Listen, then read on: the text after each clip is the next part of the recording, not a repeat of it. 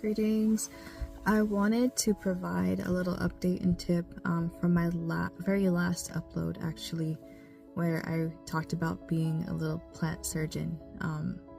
When I separated like all my seedlings that were sprouting together in like one cup, for example.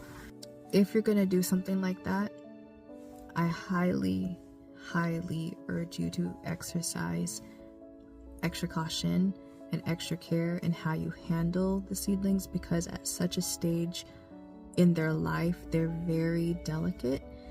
And I can tell you that for myself, I'm very inexperienced. I'm new to this gardening thing, and I foresaw like, okay, this is going to become a problem later on if I allow them to continue growing.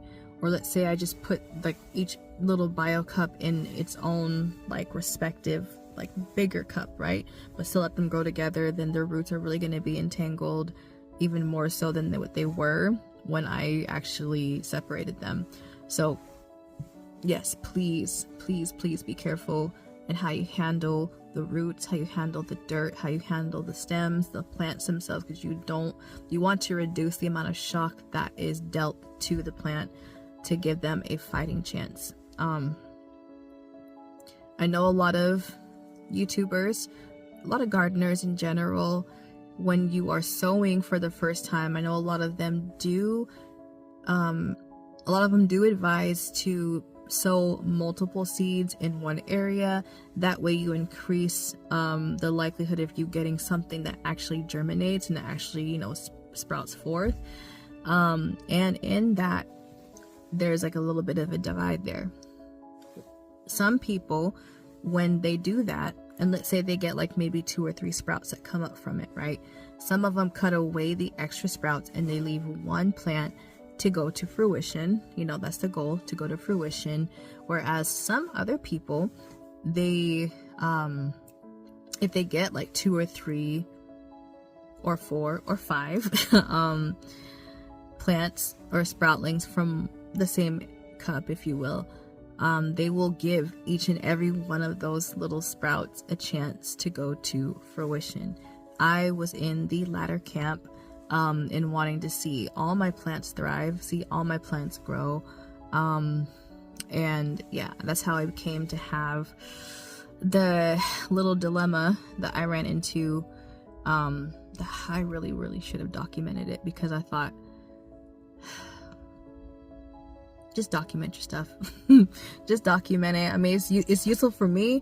It's a testament. It's a testimony for me to be able to see what I did by God's permission versus what I see now. It's such a blessing. I'm really thankful to God, because I don't know what I'm doing. Like, I don't know what I'm doing until I've never separated like plants like that before, never done anything like that before. And I just prayed. I said, Lord, please let these plants be okay. I was reading, researching.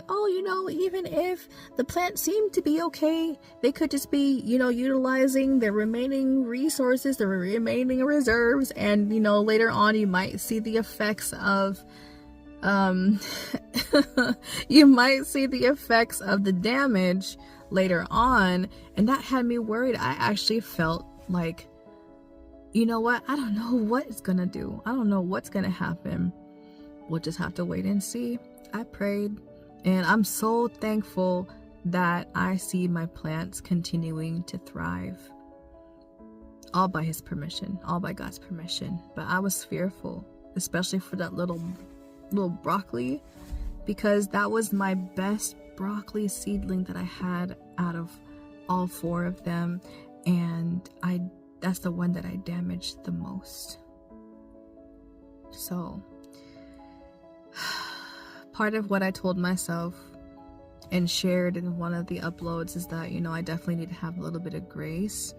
I am new to this, but, it doesn't feel good to have failures. It doesn't feel good to have setbacks, right? So it's a learning process, and thankfully, I get to learn a lot about myself in this learning process. So yeah, be encouraged, y'all.